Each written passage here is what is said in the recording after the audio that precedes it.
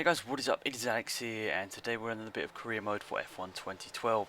We're in the grid on Austin, we're in 8th position, and it was a bit of controversy in qualifying where Lewis Hamilton actually got a 10th place penalty. He's qualified on pole position, but starts 11th, and that was a miracle, or a very good thing for Alonso, because Alonso only qualified 10th, so we're all promoted up in the top 10. Hulkenberg cuts the first corner and gains a load of positions, and I dropped down all the way to 11th on the first corner, so I had a pretty bad start for once. I normally gain a couple of positions, but there I've lost positions. So here is some crazy overtaking as everybody's going really slowly, going side by side with Hulkenberg, getting a couple more positions, and yeah, back up to 8th position where I started. So now I've got to hunt down Schumacher, and there's Alonso there, and then you can see a Williams of Maldonado. So there are some cars in there in front of me that I could probably overtake before the end of the race, but it's just about keeping it on the track and making sure that I don't crash. And I had some problems at Austin. I wasn't really that good at this track, so I had to do a little bit of practicing beforehand and sort of get used to the track. And I wasn't actually as slow as I thought once I got into the race. I mean, I was sort of matching sort of the pace I normally was doing, so you know, a bit higher than what the Sauber was probably supposed to be doing. So I was sort of averaging the pace of the Mercedes and the Lotuses, and you know, that's always good to see, because you know that hope that sort of shows that I've got the pace and I'm sort of there or thereabouts in the fastest laps and all that sort of stuff.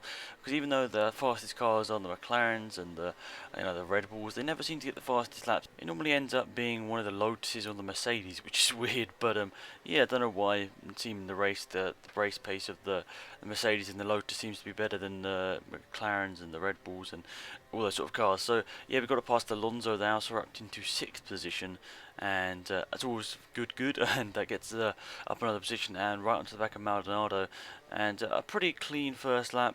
It wasn't too bad, nothing drastic happened. I mean, we got ahead of a couple of people. We had a pretty bad start into turn one, but apart from that, a quite nice clean start to the race, which is always what you want. And now we'll move on to lap 6, and this is when we're going to be making our pit stop. And the pit lane is very funny here.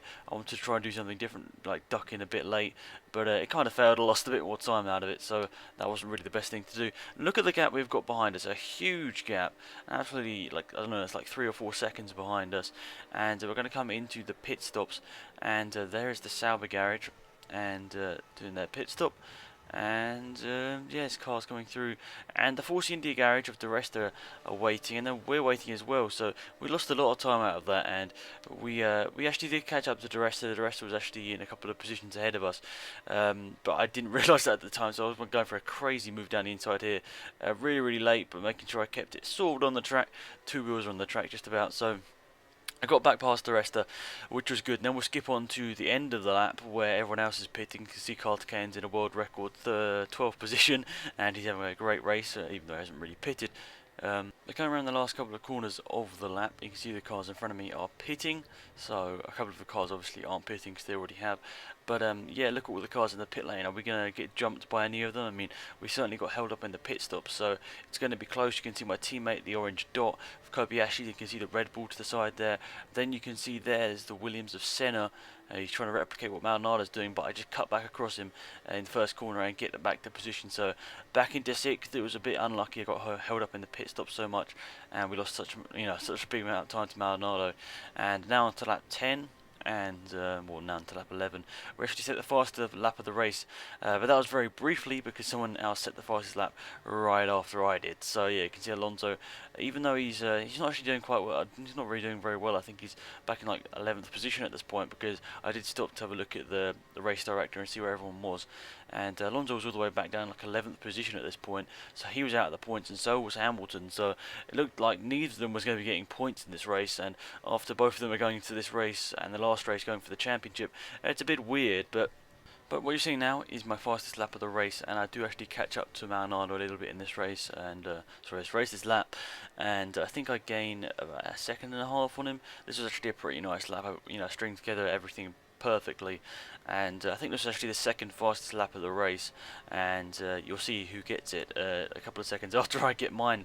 But it was a pretty nice lap, consistent, and that's what I always like to do, try and do consistent lap times rather than ultra fast like lap times one time then slow the next time. So yeah, we gained about a second on Maldonado in this lap already, and 5 tenths up on our pace lap, and it doesn't actually look like we're going to go fastest at this point. And we're indeed not going to go fastest of the race, but we do set a good personal best of the race. But you know, coming around these last couple of corners, these ones are really hard because you've got to keep it flat, but you never know what line to take because the inside line seems to be okay to do it flat, but you know the outside line really has the extra speed, so it's a bit a mixed bag of what you actually want to do. But I always seem to go for the inside line. I think that's best for me, but obviously not best for everybody. But yeah, onto the home straight of the fastest lap for us, at least coming across the line, doing a pretty decent lap on our 42.9, and actually is the fastest lap of the race. But once again, that's very brief because you'll see in a couple of seconds, Raikkonen trolls us and does a fastest lap time, just 1/10 faster than us. So here we are coming around the final couple of corners of the race, and Felipe Massa wins his first race of the season, and he does a pretty good job at that. And yeah, that's his first win. I get it's a little bit wrong, and Webber is right behind us, and he could actually take us if we make some mistakes around these last couple of corners. But yeah, pretty nice race, pretty consistent towards the end, and the tyres did go off, but we still kept it on the track and had a good race. So yeah, coming across the line, that last lap time was pretty slow, 3 seconds slower than our fastest. But yeah, pretty good race for Sauber as well. 5th for me, 9th for Kobayashi, and I passed my objective, which is always good. So we're going to see the championship in a minute. We can see there Massa won from Grosjean, Rosberg, Maldonado, me, Webber, Raikkonen, Duresta, and Kobayashi. And then the Drivers' Championship, Hamilton still leads by 2 points as neither of them scored.